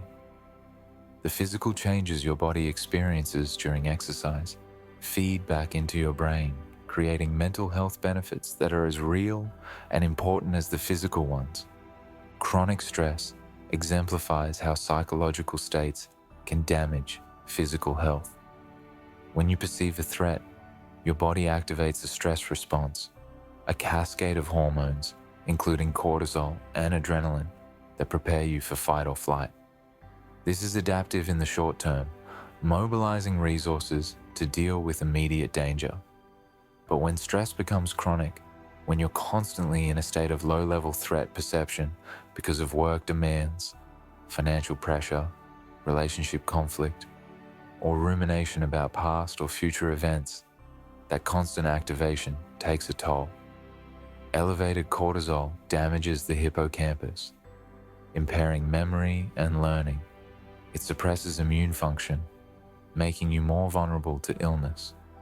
It raises blood pressure and promotes inflammation, increasing the risk of cardiovascular disease. Chronic stress isn't just unpleasant, it's genuinely harmful to physical health in measurable ways. But the mind also has powerful healing capacities. Self-compassion, treating yourself with the same kindness and understanding you'd offer a good friend, has been shown to improve both psychological and physical well-being. People high in self-compassion experience less anxiety and depression, greater life satisfaction, more motivation to improve, and even better immune function. This isn't about lowering standards or making excuses. It's about recognizing that suffering and imperfection are part of the human condition, and that beating yourself up for mistakes doesn't lead to growth. It leads to defensiveness and avoidance. Self-compassion creates a secure base from which you can acknowledge problems and work on them without being overwhelmed by self-criticism. Gratitude practices have similarly robust effects on well-being. People who regularly reflect on things they're grateful for, perhaps by keeping a gratitude journal or sharing appreciations with others, show increases in happiness, improvements in relationships, and even better physical health outcomes like improved sleep and reduced symptoms of illness.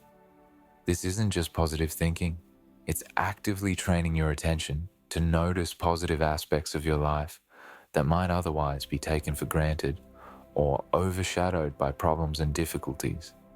Over time, this shifts your deep default focus, making you more likely to spontaneously notice things to appreciate, which in turn improves mood and reduces stress. Contact with nature also has measurable psychological benefits. Studies show that time spent in green spaces, parks, forests, or even just areas with trees and plants reduces stress, improves mood, and enhances cognitive function. Even viewing nature through a window has beneficial effects. People who live near green spaces report less psychological distress and better overall well-being than those in environments dominated by concrete and buildings. The mechanisms aren't fully understood, but it appears that natural environments provide a kind of gentle, effortless form of attention that allows the mind to rest and recover from the constant demands of modern life. Nature offers complexity and beauty without requiring intense focus, creating a state of relaxed awareness that's psychologically restorative. Purpose and meaning are also critical for mental health. People who feel their lives have purpose and direction, who are working toward goals they find meaningful, report higher life satisfaction and better mental health than those who feel adrift or purposeless. This doesn't mean you need to change the world or pursue some grand ambition. Purpose can come from relationships, from work, from creative pursuits, from contributing to your community, or from spiritual practices. What matters is the sense that your life has direction, that what you do matters to someone or something beyond immediate pleasure or survival. Purpose provides resilience in the face of difficulty, giving you reasons to persevere even when things are hard. Social support is one of the most powerful protective factors for both mental and physical health. People with strong social networks recover from illness faster, experience less cognitive decline with age, and have lower rates of depression and anxiety. The benefits of social connection extend to physical health in ways that rival the effects of other health behaviors. Having close relationships where you feel understood and supported is as important for longevity as not smoking, possibly more important. This doesn't mean you need dozens of friends. Quality matters far more than quantity. Even a few close, meaningful relationships can provide the buffering effect that protects against stress and promotes well-being. Therapy and psychological interventions can produce changes in brain function that are visible in neuroimaging. Successful treatment for depression or anxiety doesn't just change how you feel, it changes patterns of brain activity, normalizing overactivity in regions associated with threat detection and negative rumination, and increasing activity in regions associated with emotion regulation and positive affect. This demonstrates that psychological and biological explanations for mental health problems aren't competing alternatives. They're describing the same phenomenon at different levels of analysis. Mental health issues are brain-based, and psychological interventions work by changing how the brain functions. All of this points to the fundamental unity of mind and body, of psychological and physical health. Taking care of one means taking care of the other. Managing stress, cultivating positive emotions, maintaining meaningful relationships, engaging in practices like gratitude and self-compassion, spending time in nature. These aren't soft or optional. They're essential components of a healthy life, as important as nutrition, exercise, and medical care. Your mind is not separate from your body, existing in some ethereal realm, independent of physical processes. It is embodied, embedded in flesh and blood, shaped by and shaping the organism you are. Honoring that integration, caring for yourself as a whole person, rather than privileging mind or body, is part of living well. The journey forward. We've traveled far tonight, through the hidden corridors of cognition, the social webs that shape identity, the emotional currents that guide behavior, and the deep connections between mind and body. 100 facts, each a small window into the vast complexity of human psychology. But beneath all the specific findings and theories is a simpler truth. You are more complex than you know, more influenced than you realize, and more capable of growth than you might believe. Self-awareness is perhaps the most valuable gift that psychology can offer. Not the self-absorption of navel-gazing, but the genuine understanding of your own patterns, your triggers, your blind spots, and your strengths. When you understand that your memories are reconstructed, you can hold them a bit more lightly, recognizing that your certainty about the past might not be justified. When you understand your cognitive biases, you can question your conclusions, seek out contradictory evidence, and remain open to being wrong. When you understand your attachment style, you can work to create the security you might not have received in childhood, and you can have compassion for your partner's attachment needs. When you understand your personality, you can choose situations that play to your strengths and develop strategies to compensate for your limitations. The findings we've explored tonight also reveal just how much you're shaped by forces outside conscious awareness, by the social environment, by early experiences, by evolutionary history, by the structure of your brain. This can feel disempowering, suggesting that you're more puppet than author of your life. But awareness of these influences is itself a form of power. You can't control what you're not aware of. Once you see the pattern, you can work with it or against it, making choices that would have been impossible if you'd remained unconscious of the underlying dynamics. Psychology also offers hope. Your brain is plastic, capable of change throughout life. Your personality can shift with sustained effort. Your attachment style can move towards security through healthy relationships and intentional work. Your emotional patterns can be rewired through therapy, mindfulness, and practice.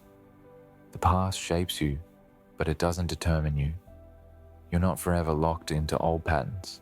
Change is difficult, certainly, requiring more than just insight or motivation. But it's possible, and the path is clearer when you understand what you're working with. Perhaps most importantly, understanding psychology can increase compassion, both for yourself and others. When you recognize that everyone is navigating their own complex inner world, shaped by experiences you know nothing about, carrying wounds and fears and hopes that rarely make it into ordinary conversation, it becomes harder to judge harshly. That person who seems cold might be protecting themselves from intimacy they learned early on was unreliable. That person who seems needy might be replaying attachment patterns from a childhood where love was inconsistent. That person who seems arrogant might be compensating for deep insecurity. You don't excuse harmful behavior, but you can understand its origins, and that understanding opens up possibilities for connection that judgment forecloses. Your mind is a marvel. For all its quirks and biases, for all the ways it misleads and confuses you, it's also capable of remarkable things: deep learning, creative insight, profound love, moral courage, and the capacity to reflect on itself, to think about thinking, to question its own conclusions. You are, in a very real sense, the universe becoming aware of itself, a small part of the cosmos that has somehow acquired the ability to wonder and to understand. The more you learn about your mind, the more you can appreciate its capabilities and work skillfully with its limitations. As you drift towards sleep tonight, perhaps you'll carry some of these insights with you. Perhaps tomorrow you'll notice a cognitive bias operating in your thinking and be able to step back from it. Perhaps you'll recognize an old attachment pattern playing out in a relationship and choose to respond differently. Perhaps you'll be a bit kinder to yourself when you make a mistake, understanding that self-compassion is more productive than self-criticism. Perhaps you'll look at someone whose behavior frustrates you and wonder what's really going on beneath the surface, what psychology might help you understand. The study of psychology is ultimately the study of what it means to be human, in all our complexity and contradiction. It's about understanding why we think and feel and do what we do, why we're capable of such beauty and such cruelty, such wisdom and such foolishness, such connection and such isolation. It's about recognizing that we're all in this together, all navigating the same fundamental challenges, all deserving of understanding and compassion.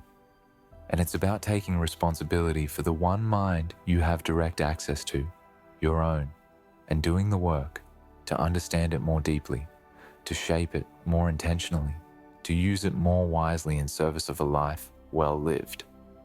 So rest now. Let your mind settle.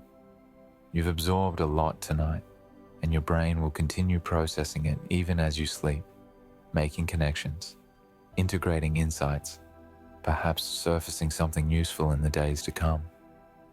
The journey of understanding yourself, of becoming more aware and more compassionate, more effective and more at peace, is a lifelong one. There's no finish line, no point at which you've fully figured it out, but each small increase in understanding, each moment of insight, each choice made with greater awareness moves you forward. And that movement, that growth, is what the journey is all about. Thank you for spending this time with me tonight. If this exploration of psychology has helped you unwind or given you something interesting to think about, I'd be grateful if you'd like the video and subscribe to Whispered Knowledge. It helps others find these quiet journeys through fascinating ideas. Until next time, sleep well, dream softly, and may you wake with a bit more understanding of the remarkable, complex, beautiful mind you carry with you everywhere you go. Good night. The power of perception. Your brain doesn't just passively receive information about the world. It actively constructs your reality, filling in gaps, making predictions, and sometimes inventing details that aren't there. This constructed nature of perception explains many strange phenomena, from optical illusions to the ways expectations shape experience. Consider the blind spot in your visual field. Each eye has a region where the optic nerve exits the retina, and this area contains no photoreceptors, creating a gap in your vision. Yet you never notice this blind spot because your brain fills it in, seamlessly painting over the missing information with patterns that match the surrounding area. You're not seeing what's actually there. You're seeing your brain's best guess about what should be there. This isn't unique to the blind spot.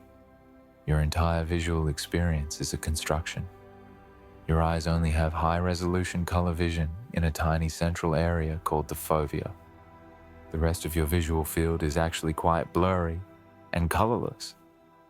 But your brain creates the illusion of a uniformly detailed, colored visual field by rapidly moving your eyes and filling in details based on memory and expectation. Your expectations profoundly shape what you perceive. In wine tasting studies, people rate the same wine more highly when they believe it's expensive than when they believe it's cheap. The actual sensory input is identical, but the experience is different because expectation has altered perception.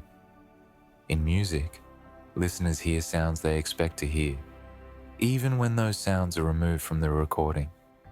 Your brain predicts what should come next, and sometimes inserts those predictions into your conscious experience. This is why proofreading your own writing is so difficult. Your brain knows what you meant to write, so it sees what it expects rather than what's actually on the page. The role of attention in perception is also crucial.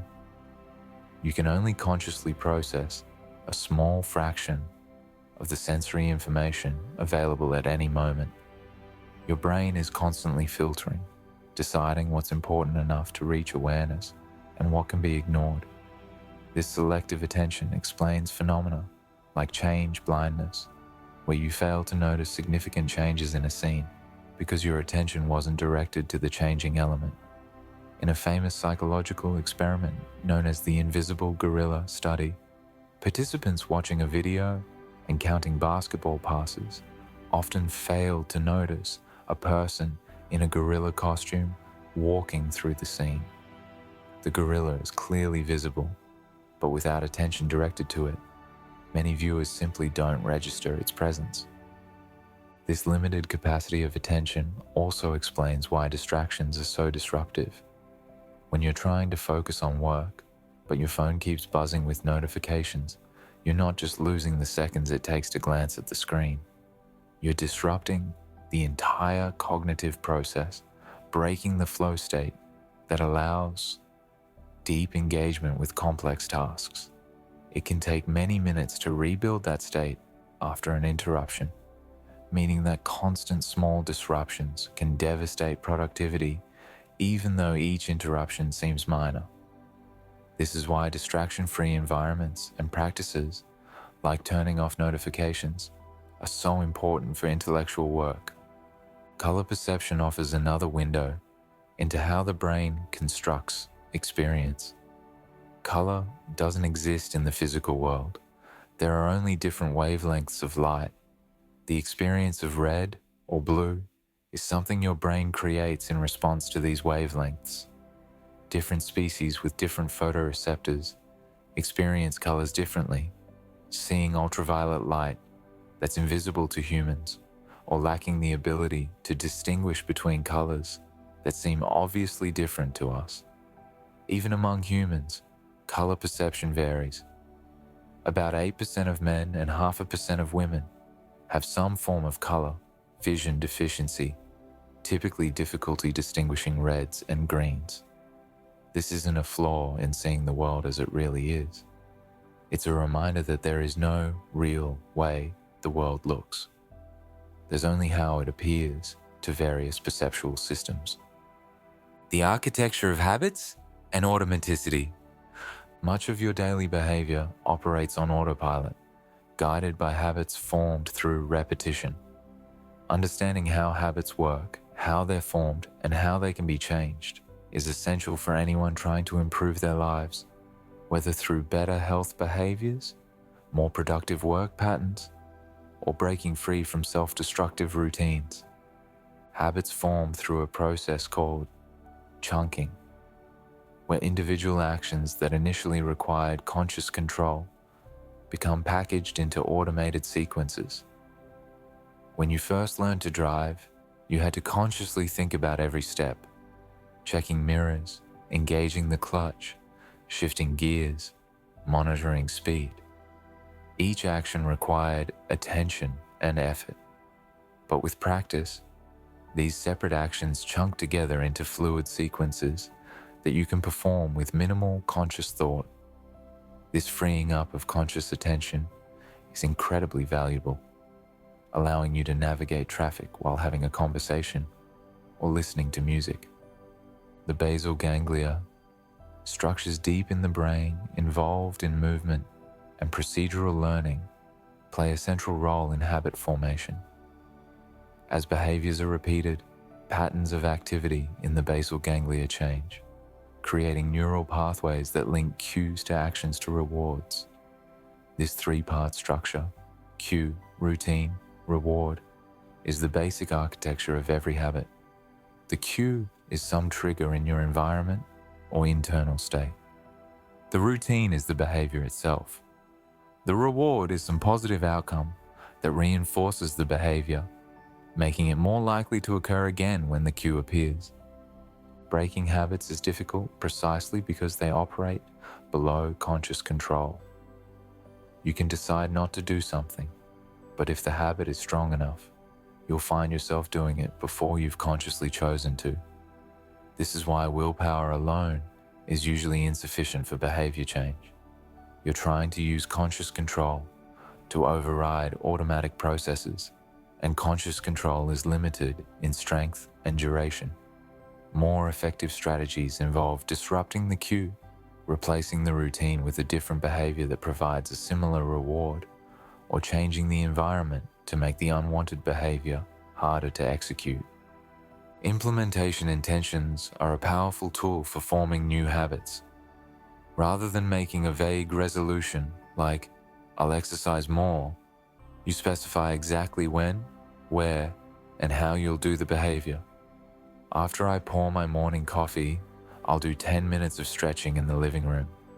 This specificity creates a strong link between the cue and the behavior, making it more likely to occur automatically. Over time, with consistent execution, the new behavior becomes habitual, requiring less conscious effort to maintain. The role of environment in shaping behavior cannot be overstated. You're far more likely to eat healthy if healthy food is visible and convenient, and junk food is out of sight. You're more likely to focus on work in a clean, organized space than in a cluttered one. You're more likely to exercise if your gym clothes are laid out the night before. These environmental cues powerfully influence behavior, often more powerfully than conscious intentions.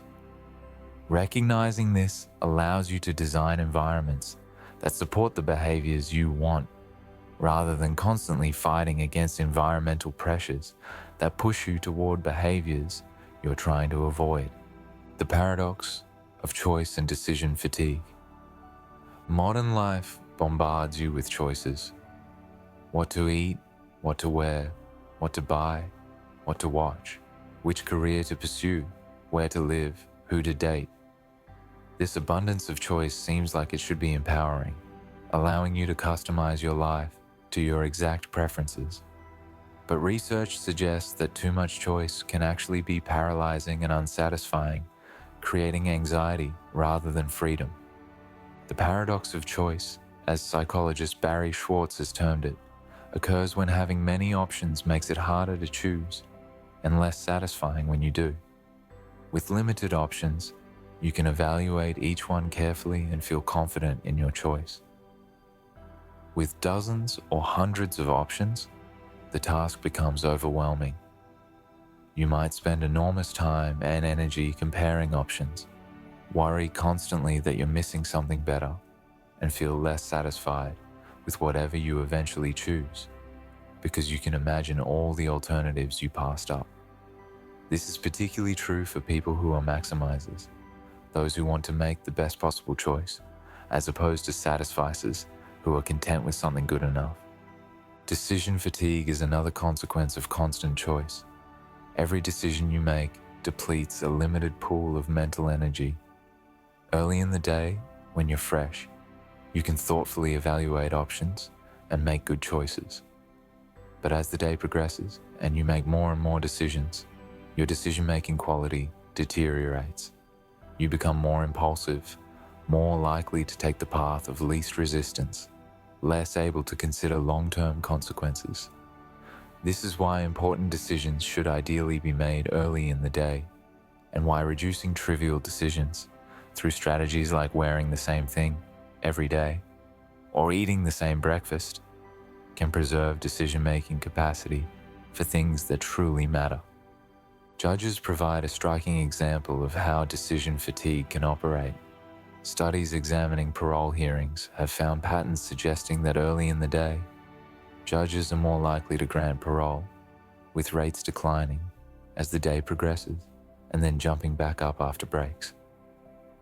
While this pattern could be influenced by various factors, including case scheduling, it appears consistent with the effects of decision fatigue, where mental depletion leads to defaulting to the safer, easier option. This means that someone's freedom can depend not on the facts of their case, but on what time of day they happen to go before the judge. If this happens in the legal system, imagine how it affects your own daily decisions about health, relationships, and goals. The social construction of reality. Much of what you take to be objective reality is actually socially constructed, created and maintained through shared agreement and cultural practices.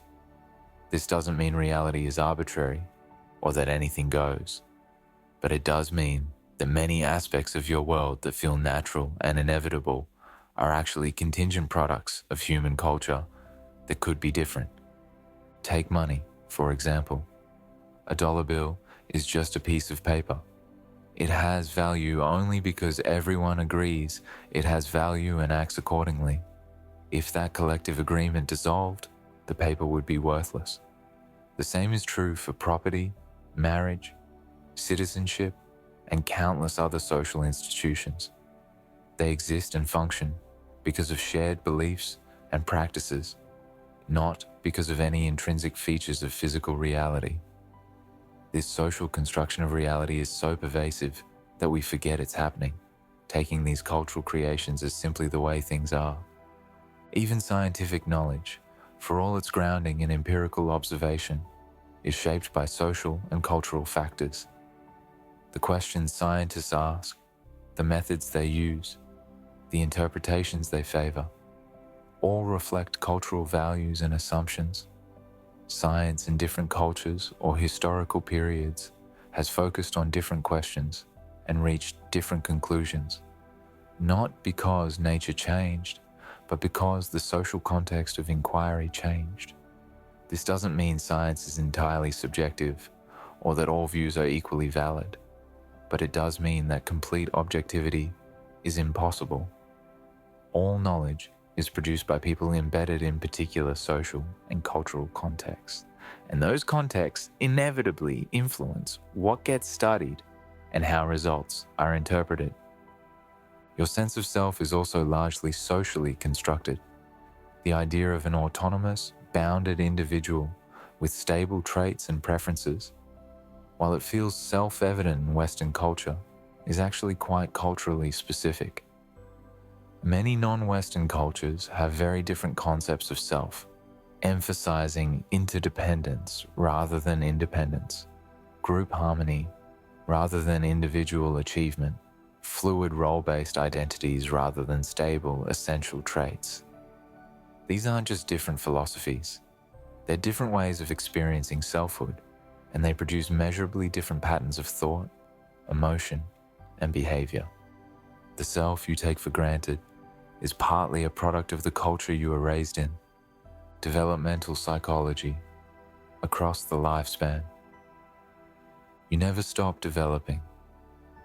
While childhood and adolescence are periods of dramatic change, development continues throughout adulthood, albeit usually at a slower pace. Understanding the challenges and opportunities of different life stages can help you navigate your own development and have more empathy for people at different points in the lifespan. Erik Erikson's model of psychosocial development identifies 8 stages, each with a central crisis or challenge. In infancy, the challenge is developing basic trust. In early childhood, it's developing autonomy and initiative. In adolescence, it's forming a coherent identity. In young adulthood, it's achieving intimacy. In middle adulthood, it's generativity, contributing to the next generation through work, creativity, and care. In late adulthood, it's achieving integrity, looking back on life with a sense of meaning and acceptance rather than regret and despair.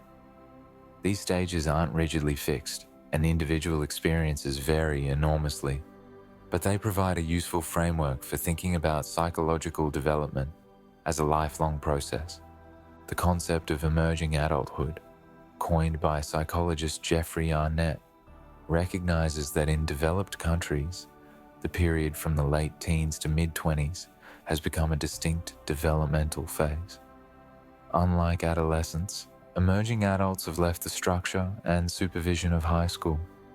Unlike fully established adults, they haven't yet taken on stable adult roles in work, relationships, and living situations. This period is characterized by exploration and instability, with frequent changes in jobs, residence, and relationships as people try out different possibilities and gradually commit to more enduring choices. This prolonged transition to adulthood, while stressful, also allows for growth and self-discovery that would be difficult under the earlier, more rapid transition patterns of previous generations.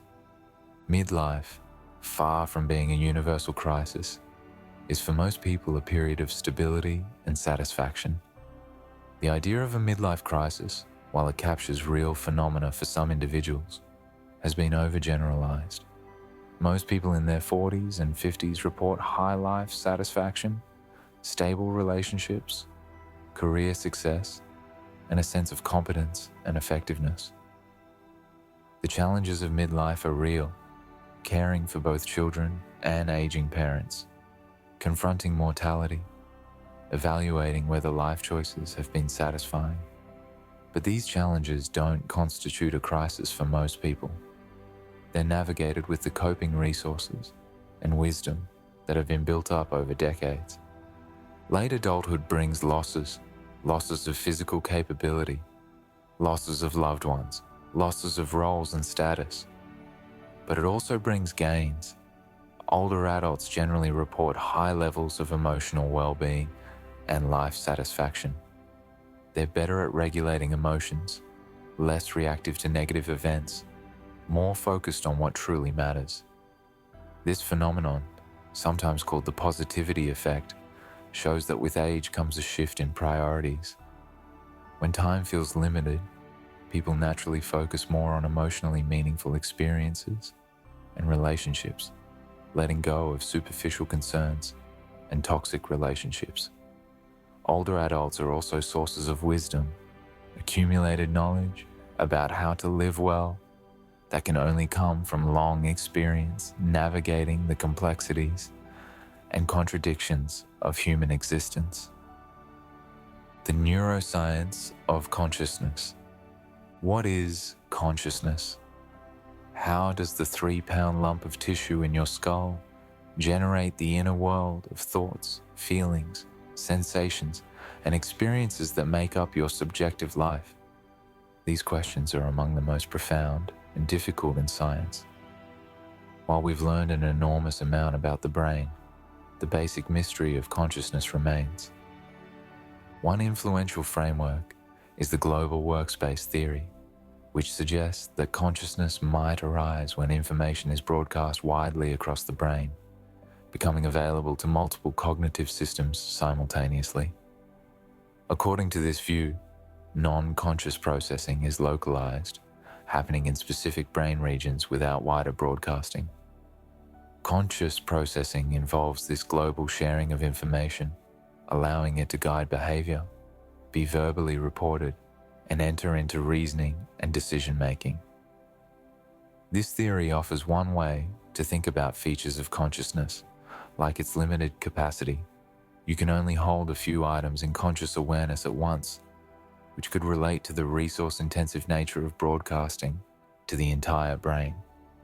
Another framework is the integrated information theory, which proposes that consciousness might correspond to a certain type of information and integration. According to this theory, a system could be conscious to the degree that its parts are both differentiated, capable of taking on many different states, and integrated such that the whole has properties that can't be reduced to the sum of the parts. This theory makes some surprising predictions, including that simple systems with the right kind of information integration might possess some form of consciousness, while systems that seem complex but lack integration would not. It attempts to provide a mathematical measure of consciousness, though testing these predictions empirically remains extremely challenging, and the theory continues to be debated among philosophers and neuroscientists. The hard problem of consciousness, articulated by philosopher David Chalmers, points to a fundamental gap in our understanding. Even if we completely mapped the brain, understood every neural circuit, and could predict behavior perfectly, we wouldn't have explained why any of this feels like something. Why does processing light at certain wavelengths produce the experience of seeing red? Why does brain activity associated with pain feel painful rather than some other way, or not feeling like anything at all? Physical processes can be understood in third-person, objective terms. Conscious experiences are inherently first-person and subjective. Bridging this gap, explaining how physical processes give rise to subjective experience, may require conceptual revolutions we can't yet imagine. The biology of stress and resilience. Stress is both universal and highly individual. Everyone faces challenges, but people vary enormously in how they respond. Understanding the biology and psychology of stress can help you manage it more effectively and build resilience, the capacity to bounce back from adversity.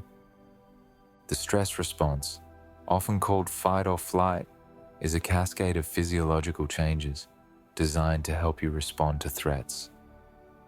When your brain detects danger, it activates the sympathetic nervous system, triggering the release of adrenaline. Your heart rate increases, blood pressure rises, breathing quickens, and glucose is released into your bloodstream. At the same time, the hypothalamic pituitary adrenal axis activates, releasing cortisol, which maintains these changes over a longer time period. These responses are adaptive in the short term, mobilizing resources to deal with immediate challenges. But chronic activation of the stress response takes a toll.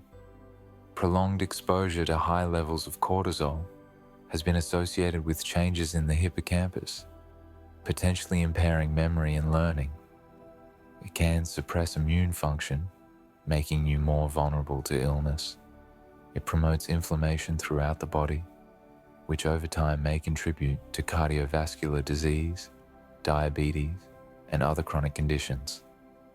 Chronic stress also affects brain regions involved in decision-making and emotional regulation, making it harder to think clearly and manage emotions, which in turn can worsen the stressful situation, creating a vicious cycle. Not all stress is equal. There's a crucial distinction between stress that's manageable and stress that's overwhelming. Moderate, time-limited stress, where you feel challenged but capable, can actually be beneficial, promoting growth and building resilience. This is sometimes called eustress, good stress that motivates and energizes. It's the stress of preparing for an important presentation, training for a race, or working hard on a meaningful project. Your stress response activates, but you have resources to cope, and when the challenge passes, your system returns to baseline. Overwhelming stress, by contrast, occurs when demands exceed your resources, when you feel helpless and unable to affect the outcome. This is the stress of ongoing financial insecurity, of being in an abusive relationship, of facing discrimination and marginalization with no clear path forward. This kind of chronic, uncontrollable stress is toxic, damaging both physical and mental health in profound ways. Resilience, the ability to adapt successfully to adversity, depends partly on biological factors, like your genetic predisposition and early childhood experiences that shape how your stress response system develops. But it also depends on psychological and social factors that can be cultivated. Social support is one of the most powerful buffers against stress. People with strong relationships weather adversity better than those who are isolated. Having someone to talk to, someone who understands and cares, changes the impact of stressful events, making them more manageable. Cognitive appraisal, how you interpret and frame stressful situations, also matters enormously. If you view a challenge as threatening, as likely to overwhelm your resources, your stress response will be stronger and more prolonged.